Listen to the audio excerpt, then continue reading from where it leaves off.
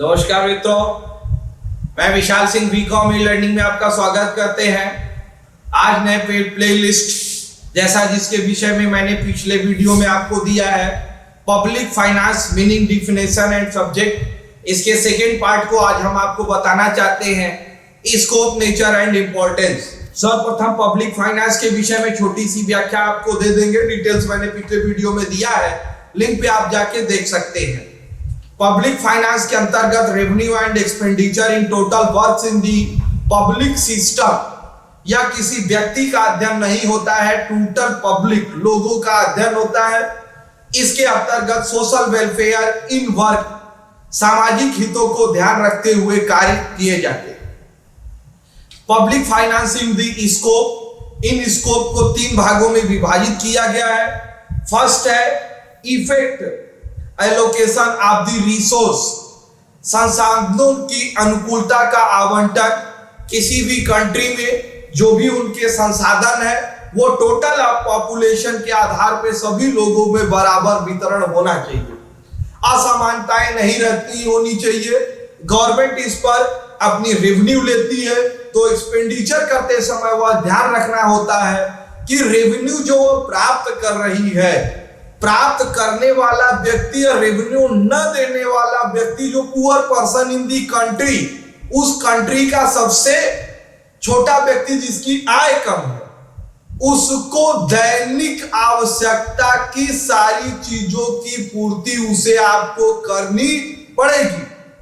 जैसे कि उसे रहने के लिए गवर्नमेंट के द्वारा मकान की व्यवस्था, राशनिंग के द्वारा उसे आप कोटे के राशनिंग की व्यवस्था की जाती है, उनके बच्चों को पढ़ने के लिए फ्री ऑफ एजुकेशन दिया जाता है, हॉस्पिटल की व्यवस्था की जाती है। यह आपने देखा कि टोटल वर्क इस प्रकार से किया जाएगा कि सभी लोगों पर बराबर बराबर इफेक्ट पड़े। इसके लिए गवर्नमेंट अपने education, road, bridge, total work करती है। नेक्स्ट आप है डिस्ट्रीब्यूशन ऑफ द इनकम, नाम से भी स्पष्ट है, आय का वितरण। गवर्नमेंट की revenue, taxation of the policy, direct tax and indirect tax and other of the sources. Tax ऐसा नहीं है कि आप कहेंगे कि टैक्स के अलावा गवर्नमेंट के पास कोई, अरे गवर्नमेंट इंडस्ट्री भी चलाती है, तो गवर्नमेंट को इंडस्ट्री से भी आय है। Maximum income revenue of the sources of the government, किसी भी सरकार के पास टैक्स ही आय के साधन नहीं है। ये कह सकते हैं कि मैक्सिमम अमाउंट वह टैक्स से प्राप्त करती है, तो वो टैक्स से प्राप्त राशि का distribution equal position of the market बराबर किया जाए। यह पब्लिक फाइनेंस के अंतर्गत स्पष्ट क्षेत्र स्कोप के अंतर्गत बताया गया। Macro economic stability, stability means macro, micro और माक्रो का डिफाइन थोड़ा सा जान ले। माइक्रो मींस छोटा, माक्रो मींस बड़ा। Public financing work of the your total in the country, किसी भी राष्ट्र का अध्ययन करती है, ना कि किसी भी एक व्यक्ति का अध्ययन किया जाता है। तो इसके अंतर्गत government total income and expenditure के लिए वह अपने बजट को बनाती है। कंटिन्यू ऑफ द प्रोसेस, वह ऐसा कार्य करती है कि जो वह निरंतर कार्य चलता रहे, वह अपने रिजर्व को बढ़ाने का प्रयास करती है। नेक्स्ट आपको बताएंगे nature of the public finance. Public finance of the nature in the business of the in total calls public finance is science and art और बोथ। पब्लिक फाइनेंस कला है, विज्ञान है, या दोनों। तो निष्कर्ष यही निकला, कई अर्थशास्त्रियों ने यह बताया कि public finance is a science and art is both, कला और विज्ञान दोनों है। सर्वप्रथम हम आपको बताना चाहेंगे public finance is science, systematic knowledge of the any subject of the call of the science. किसी भी कार्य को सिस्टमैटिक ढंग से करने की प्रवृत्ति को हम विज्ञान कहते हैं। Science rule of the principle, law, theory and the principle, या एक निश्चित सिम्टम के आधार पर कार्य करती है और इसके भी रिजल्ट फिक्स होते हैं। जो इसके प्रिंसिपल, रूल एंड रेगुलेशन पहले से दिए गए। आप साइंस को किसी भी इकोनॉमिक्स के अंतर्गत साइंस को हम दो भागों में डिवाइड करते हैं। फर्स्ट को हम कहते हैं पॉजिटिव, सेकंड को हम कहते हैं नॉर्मेटिव। पॉजिटिव मींस आप नाम से पॉजिटिव वास्तविक स्थिति, पॉजिटिव मींस प्लस की तरफ पोजीशन होना, वास्तविक स्थिति का अध्ययन करना। व्हाट इट इज, क्या करना है। व्हाट शुड बी, क्या कर होना चाहिए, ये साइंस बताता है। क्या करना है ये आप प्रिंसिपल निर्धारित करिए, रिजल्ट क्या आएगा सिस्टमैटिक मन के बाद, तो व्हाट शुड बी, क्या होना चाहिए।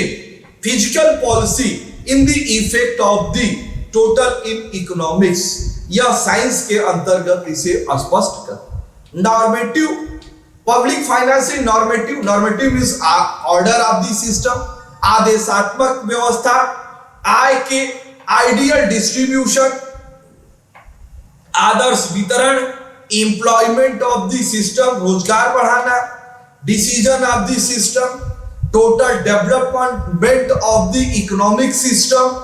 इसके अंतर्गत आदर्श पहलुओं पर विचार करना और उन्हें बढ़ाने का कार्य करती है। ये साइंस के दो वर्ग हैं, एक पॉजिटिव है, एक normative. Next, public finance is the art. Yes, public finance is the art. Public finance एक कला है। कला कैसे कहेंगे? कला किसी भी ऑब्जेक्ट को प्राप्त करने के लिए नियमों, एक जो रूल रेगुलेशन है, उसकी सिस्टमैटिक प्रणाली को हम क्या कहते हैं? आर्ट कहते हैं। उद्देश्य प्राप्त करने के लिए बनाई गई रूल, क्योंकि कला में आपको बार बार आप समझते हैं कला एक निश्चित डायग्राम होती है, उसी डायग्राम के अंतर्गत हमको टोटल वर्क कहते हैं। Art is a normative science, art is a normative science.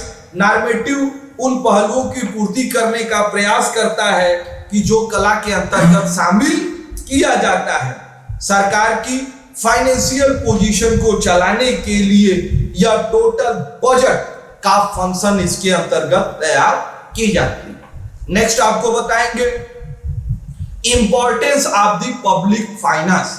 Public finance के क्या महत्व हैं?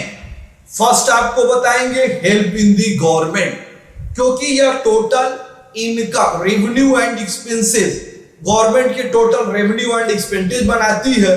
तो एक गवर्नमेंट के क्या क्या खर्च करने हैं और कहां कहां से वह आय प्राप्त करेगी, एक गवर्नमेंट को क्या कार्य होते हैं, यह टोटल अस्पष्ट है। तो यह गवर्नमेंट के कार्य को सहायक प्रदान करते हैं।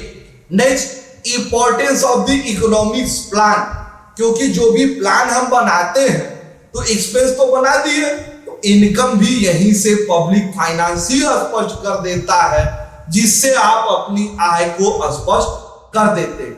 Help in the capital structure, development countries in the developed of the system in the factories, unemployment in the total control. जब फैक्ट्रियां बढ़ेंगी, लोगों को रोजगार प्राप्त होगा, तो असमानताएं, जो miss gap of the population है, वह कम होगा। तो ये कैपिटल स्ट्रक्चर डेवलपमेंट में सहायता प्रदान करती। Increase of the national income, जब किसी भी कंट्री में रेवेन्यू प्राप्त अधिक होंगे, एक्सपेंडिचर अधिक होगा, तो इन्वेस्टमेंट भी अधिक होगा।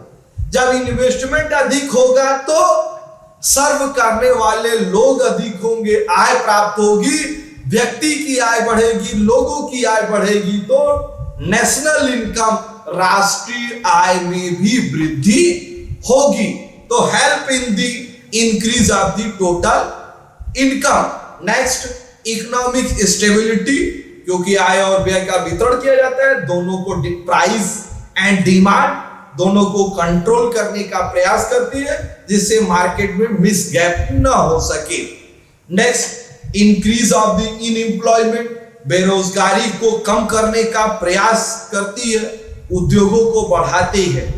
इंपॉर्टेंस ऑफ द पॉलिटिकल, इसको राजनीतिक क्षेत्र में भी इसका महत्वपूर्ण उपयोग है क्योंकि state government, central government, local authority तीनों मिलके ही हमारे राष्ट्र के संचालन का कार्य करते हैं।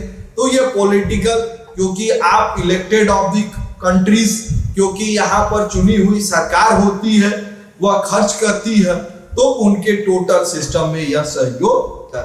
आपने मेरे पूरे वीडियो देखे, इसके लिए मैं आपको धन्यवाद कहता हूं। आपसे मेरा विनम्र अनुरोध है, आप अपने इस एजुकेशनल चैनल बीकॉम लर्निंग को लाइक, सब्सक्राइब एंड शेयर करिए कि ज्यादा से ज्यादा लोग इसके विषय में जानकारी प्राप्त हो सके। यह सब्जेक्ट इकोनॉमिक्स और अन्य कई सब्जेक्टों में, कॉमर्स में यूज होता है।